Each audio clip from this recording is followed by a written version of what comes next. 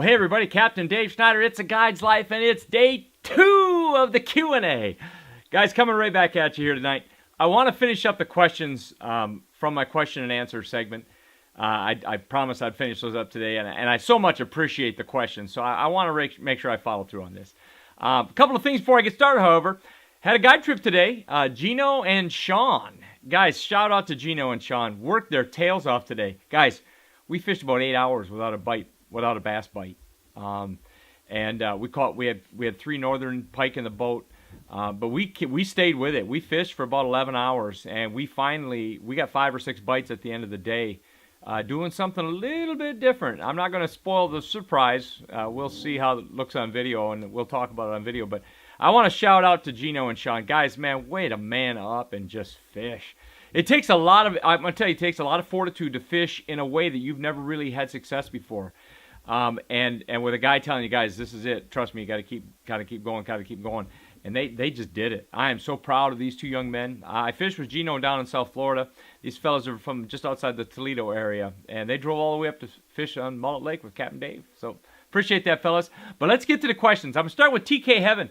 TK had a question about drop shot weights, and his question basically was, what's the difference in the drop shot weights? Sometimes I'm using cylinders, and sometimes with a bend. Do I use the round ones? And what's the deal? Well, here's the deal, bud. And TK, I appreciate the question, man. The deal is this: I've almost completely gone away from round drop shot weights, and the reason why is they catch in everything. They either catch in the grass or they catch in the rocks. About the only time a round weight is good is if you're fishing sandy bottom or kind of that kind of thing where you want to kind of pump and stir up the bottom a little bit. That can be effective, but even then it catches on the mossy grasses and stuff, and I just don't use round weights anymore. I use the cylinder weights. Sometimes I use the straight cylinder, sometimes I use the cylinder with a little bit of a bend, like you've seen in some of the videos. The bottom line is, if I'm going to be moving the drop shot, kind of dragging it and that kind of thing, I like to use the cylinder with the bend because it just kind of drags on the bottom a little better. If I'm just fishing in the rocks or in the grass, I'll usually go with the straight cylinder weight. The long and thin weight, it comes through the grass really good, and it comes through the rocks really good, and it's just as simple as that. I guess that's my answer, TK. You're right. I don't use the round ones very much. I like the cylinder weights. I guess I've answered it. Thanks for your question, though, brother. All right, let me get to the next question. Okay, here we go. I've got Paul Kirk. Paul has asked about the Hydrawing. Paul, you wanted to know what my thoughts are on the Hydrawing. I'm going to tell you this. I don't own one, but I've often thought of purchasing one. After having been underwater and done my little rattle thing and seen bass come to me, looking for me, I'm convinced that the sound matters underwater. I'm absolutely convinced of it. If I've got some friends who own Hydro Waves, and they have I've gotten a mixed review from them. Some guys, oh, it's great. Some guys, I never turn it on, that kind of thing. I can tell you that I'm probably going to buy one at some point. I do believe that it can't hurt, and I guess that's where I'm at with it. It can't hurt, especially if there's a little click, click, click one, like crayfish or feeding crayfish or knocking around on the rocks, that kind of thing. That seems to be a pretty effective attractant. I know that they have like feeding bait fish and all those kinds of things. I know that I've heard shad with my own 2 ears. When they get going, it almost sounds like bacon frying. It's an amazing thing, actually. Get them around the pepper grass and stuff. So I know that stuff's legit. My response, Paul. I'm sorry, Paul. My response to you is I think it's probably good science. I don't own one. But I probably, if I had the extra money, I wouldn't hesitate to buy one. So that's kind of my 2 cents on it. Thanks for the question, Paul. Next question, Ben Bossy. Now this Ben, I hope I'm saying your last name is Bosse. Ben, I really appreciate your question. This is a good one, by the way. Ben asks this.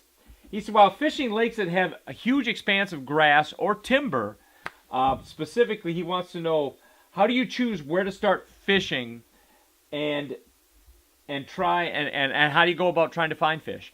Okay, when it comes to grass, I have this attitude. Look, fish love edges. Period. The end. They're on the outside, they're on the inside, or they're on maybe holes. And remember, a hole in the grass has an edge all the way around it. Fish love edges. And so think in those terms. And I like vegetation. Now I'll cover over the top of vegetation, and I'll fish all over it. But I'm gonna tell you, it's guess and check. Pick the baits that you think are gonna work. Find out what the forage is in the lake, what the bass are feeding on, or what they're reacting to, and try and make your bait selections kind of match that. As far as timber goes, the best advice I ever got when it comes to fishing timber is this: pretend it's not there. Pretend it's not there. Look at the lake minus the timber, and ask yourself, if the timber wasn't here, where would I fish? Or is there a little channel that runs through the timber? That's a good place to fish. Any kind of a change in the depth around timber, very important. Are there points? Are there underwater points and things like that?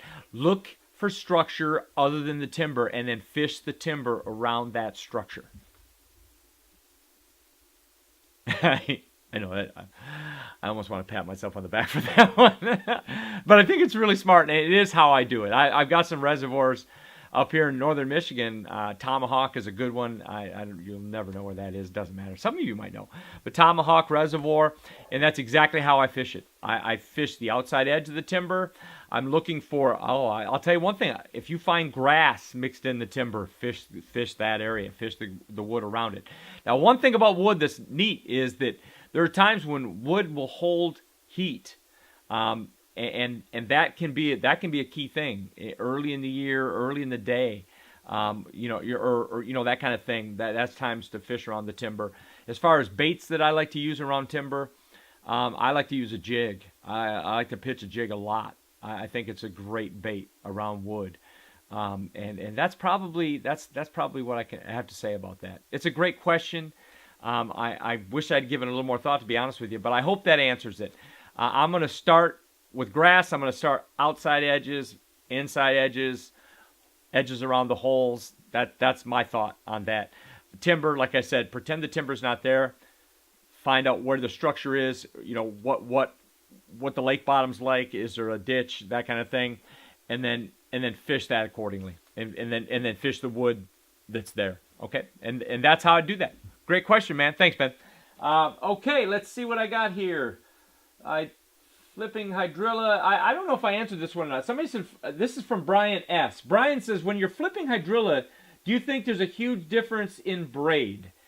And I think that he's asking me like different brands of braid. I do know that braid is far better than monofilament or fluorocarbon. Far better. You have so much feel. When you set the hook, braid will cut through the grass a little bit. You'll get those big hookups. I'm going to tell you something about a big fish in the hydrilla. A big fish, by the time, when they thump your bait, by the time you realize they've thumped it, they've moved 8 or 10 feet. Honest to God, they do. And guys that fish Okeechobee, you're going, yep, that's true. Yep, that's true. Big fish will take your bait and go. And if you've got anything but braid and you go to set that hook, you're just not going to hook up. You're not going to. So braid is important. Now, as far as types of braid, I fish with Power Pro, and I just don't. I'm not a guy who fixes things that aren't broken, and I don't fish any other kind because Power Pro. I chose Power Pro because it had a roundness to it when I first started using braid, and I've just never gone away from it. Now I use 50-pound braid most of the time. On my shiner rigs, I've gone to 65-pound braid. When I'm flipping heavy cover, I'll go as big as 80-pound braid. When I go with the big 2 or 2.5 ounce weights, I like a heavier braid. And that's the deal, man. That's my thought on braid in the hydrilla. I hope that's responsive. I'm not sure. I didn't really completely understand the question, but I hope that helped, brother. And thank you, Brian, for putting in the question. All right, next up, can you provide some tips on fishing structure?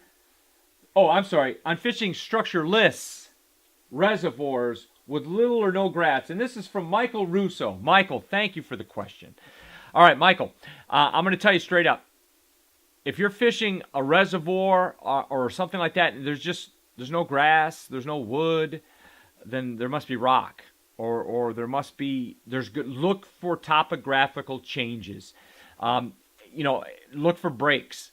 And as far as, you know, where you're going to find the fish on the breaks, well, usually there's something. Maybe that's where you find your sparse grass, or maybe that's where you find a hunk of wood. Or again, I'm going to come back to rocks, rock piles and things like that. But here's the key thing: is this: the fish eat. What are they eating? You got to do some research. Ask around. You can find that information on the internet. A lot of times there's little things that are written about just about every body of water. Do some research. Find out what the fish are eating.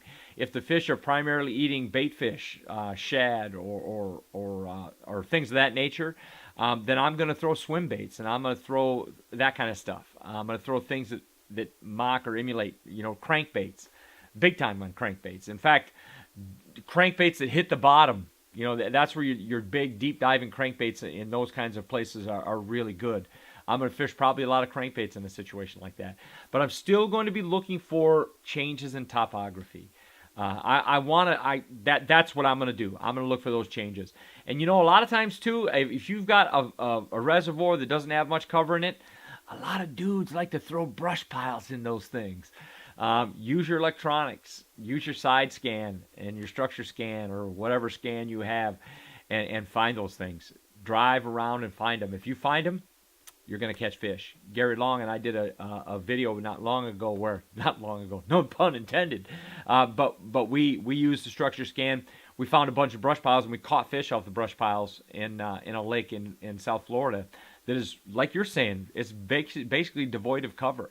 There's very little. There's no wood. There's no grass in the lake, but there are depth changes and there are brush piles, and so that's probably that's my advice is see if there's brush piles, and find out what the fish are eating. If you know, Carolina rigs, if they're eating crayfish and things of that nature, a Carolina rig is a great choice. Long cast, drag it across the cover. You know, drag it on the bottom and down the breaks and those kinds of things. That can be a great way to do it too, guys. All right. Thanks for that question, Michael. That's really good. Let's see if I got anything else here. Fishing with Grubs. Hey, by the way, if you haven't seen his YouTube channel, check him out. He's a rock star. Listen, he wants to know what color tubes and brands I like. As far as tubes are concerned, it's been my experience for, you know, I like green pumpkin, old color number 71 Bass Pro Shop. That's probably my number one tube. It's just green pumpkin, dark green pumpkin, and I like their tubes. I've used a lot of tubes over the years, a lot of different companies, a lot of different manufacturers. I've got boxes of tubes. I really do. And the only thing I can really tell you is, like today, we wound up catching our tubes on smoke. On mullet, the smoke color was better, and that's probably because where we wound up having to catch the fish, they were on the deep outside grass line and 16, 18 feet of water, and quite frankly, they're probably eating bait fish out there, and so the smoke tube was the right tube. But I like smoke, I like the greens, and I keep it simple beyond that, bro. I know that there's all kinds of different things out there. You mentioned the coffee. Coffee's a great color.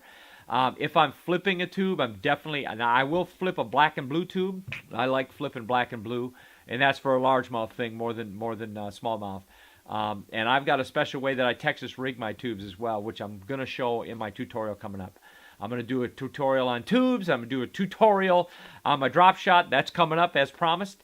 And anyway, guys, listen, that's all the questions I have.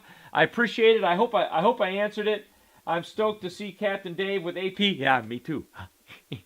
So far, as far as I know, Lunkers and AP are coming, and I'm really looking forward to it. Guys, listen, it's a guide's life. It's a great life. If you like the video, please hit the like button for me. Share the darn thing. Get some people subscribing. Don't forget about the 1700 giveaway. I'm now 25 or 26 subscribers away from giving away the package.